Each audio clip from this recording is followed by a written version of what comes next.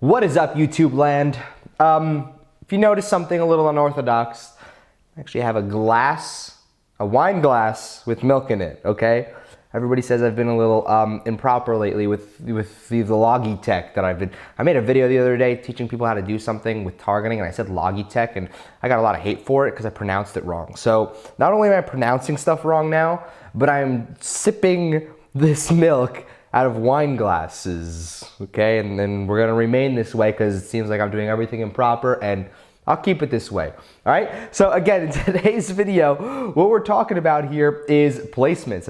And by the way, I like the milk, okay? So really quickly, we're gonna cut this out. I'm gonna take it, I'm gonna drink it. And so what we're gonna be talking about here right now is actually going and talking about placements and targeting. So when it comes down to placements and targeting, there's a few things you have to keep in mind, okay? Placements, first thing is first. Define your placements from the get-go. If you're not using Messenger, leave Messenger unchecked. More than likely, you're not using Messenger, so don't worry about that.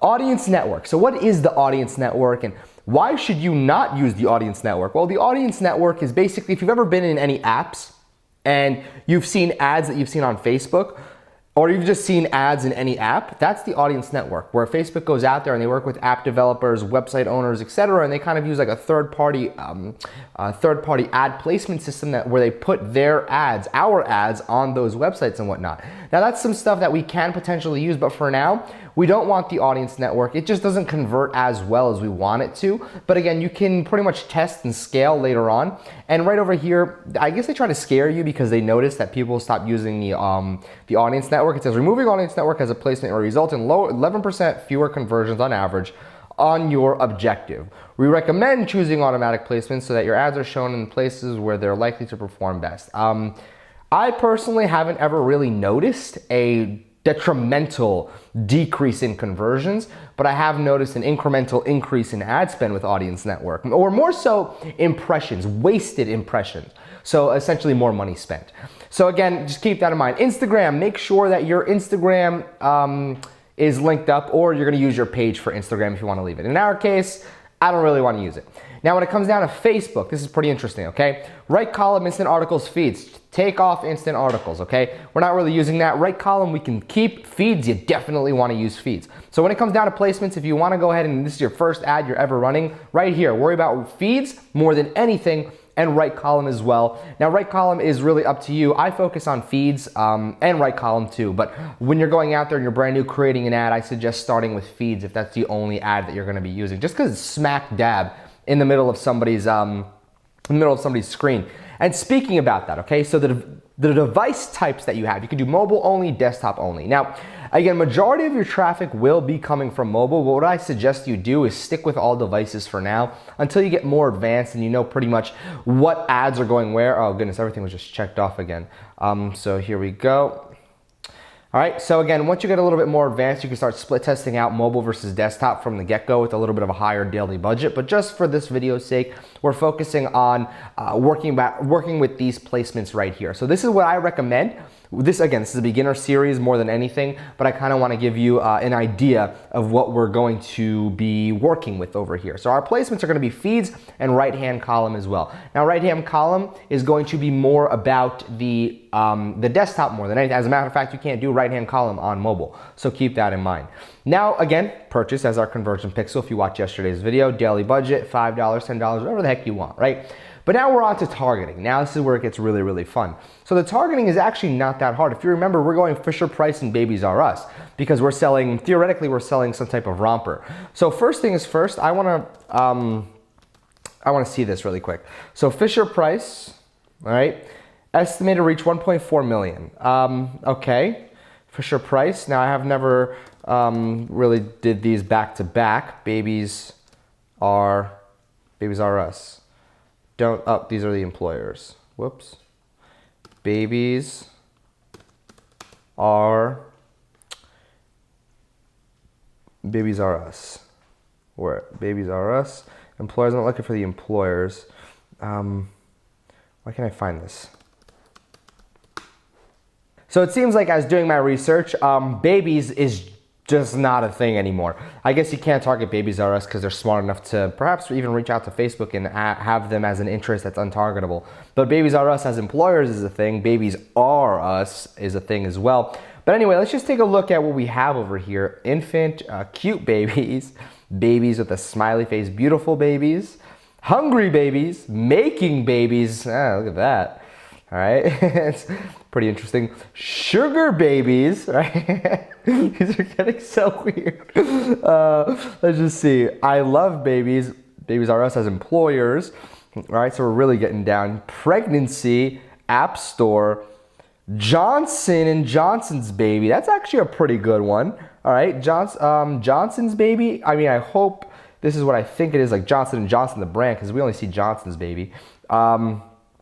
All right, so essentially, I guess right over here, what I would do is find something more massive. Now, what I'm gonna be doing is, here's how I like to go after it. I like to find brands in a particular niche that I go after. If I could find those brands that are selling some type of item that are targetable inside of Facebook with their interest, that's why you see I have over here Fisher-Price and Babies R Us. The reason being is because people that know these brands are buying from them. People go to Babies R Us not to just browse around and have a merry old time. They're going there because either they need to buy something for somebody on the registry, or they need to go there because, well, they have a baby or something, or they know somebody who's having a baby. So the whole point is the Babies R Us concept, it works really, really well given the fact that people are going and purchasing from this mega brand.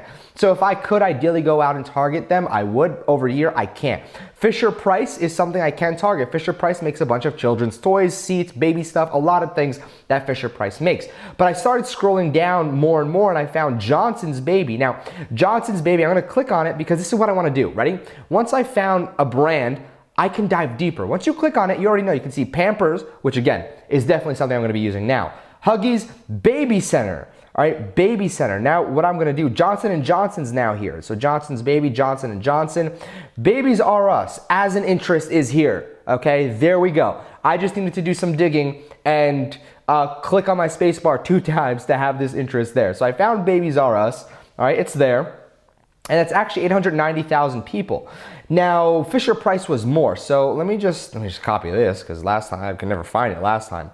So what I'm gonna do is target Fisher-Price, and I wanna see when I flex it what happens.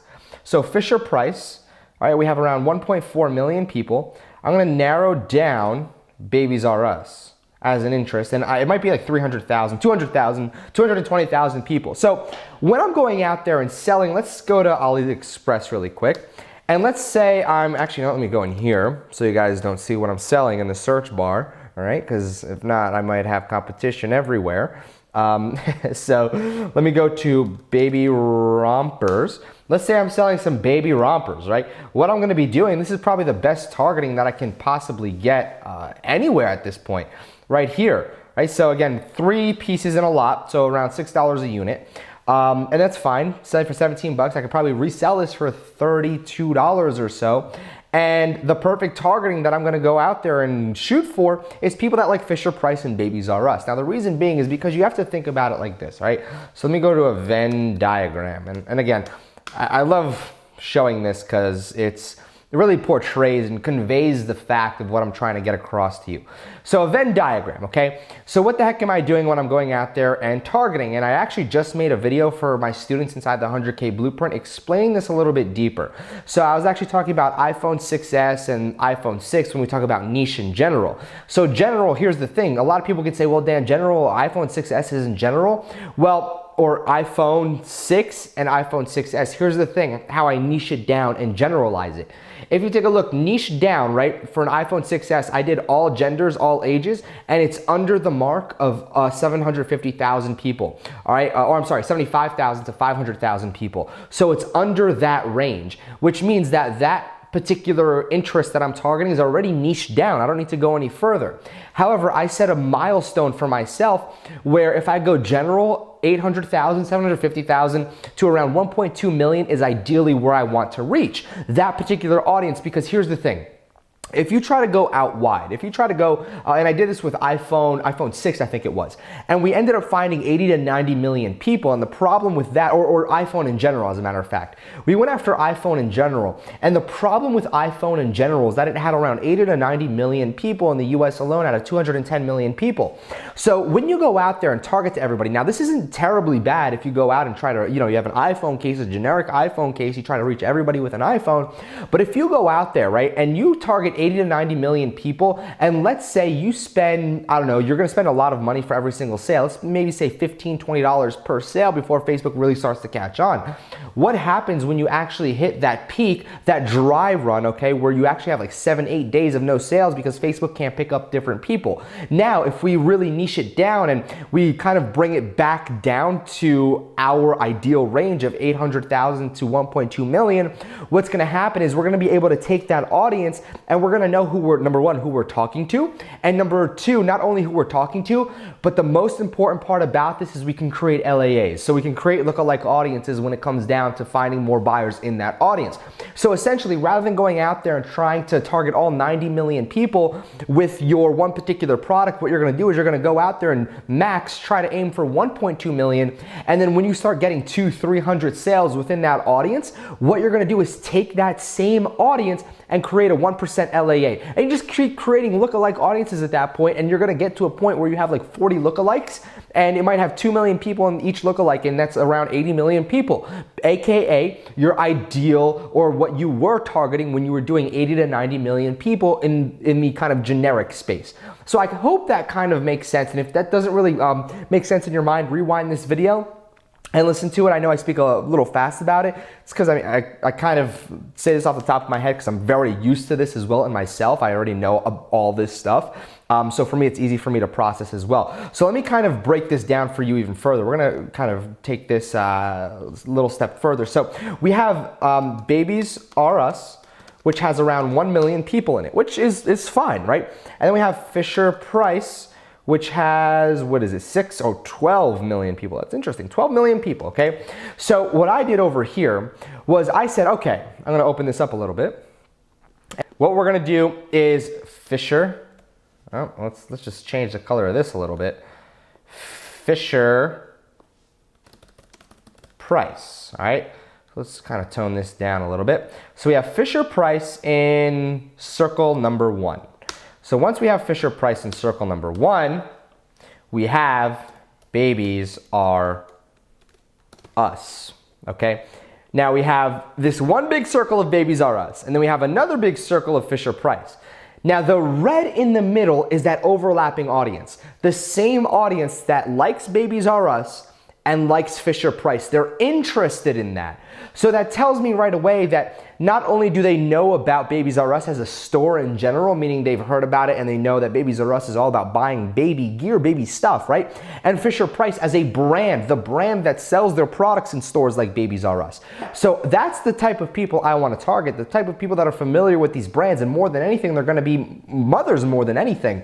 Now, again, I'm not saying fathers can't do this stuff, that's fine. But listen, mothers will know about this stuff more than anything. And here's the best part about the babies is, that mothers purchase more, women purchase more, okay? I mean, it's not even something like, a lot of people say, Dan, that's sexist. No, it's not, it's a freaking fact, okay? Women purchase more than men do.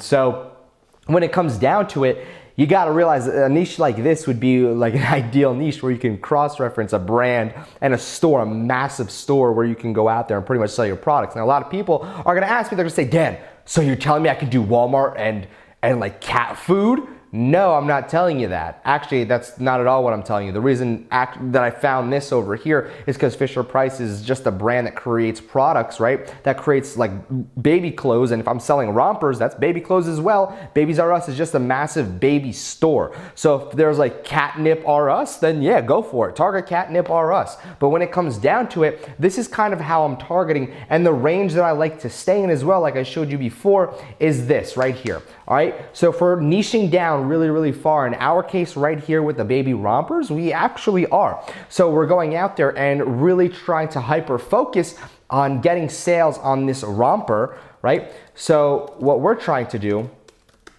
in turn is stay between 75K and 500K. And then once we get 200 to 300 purchases, or we'll call it sales, what we're gonna do is we're gonna create our LAA at 1%, and more than likely your LAA will be like 1.5, 2.1 million people, somewhere in that range, more the 2 side than anything else. So your 1% range will be that 2 million person, and then that LAA will just do all the sales for you. And that's all you have to worry about. Now, creating an LAA is actually fairly simple as well. Well, I'm not gonna talk about it in this video because the LAA right now, I'm gonna create a separate little video explaining what LAA is, lookalike audience, how you can create it, what the importance is, and pretty much everything you need to know about a lookalike audience, because they are pretty important. And this is how we're gonna get our Facebook ads to convert as well. So what I want you to do right now is, this is pretty much the end of the video.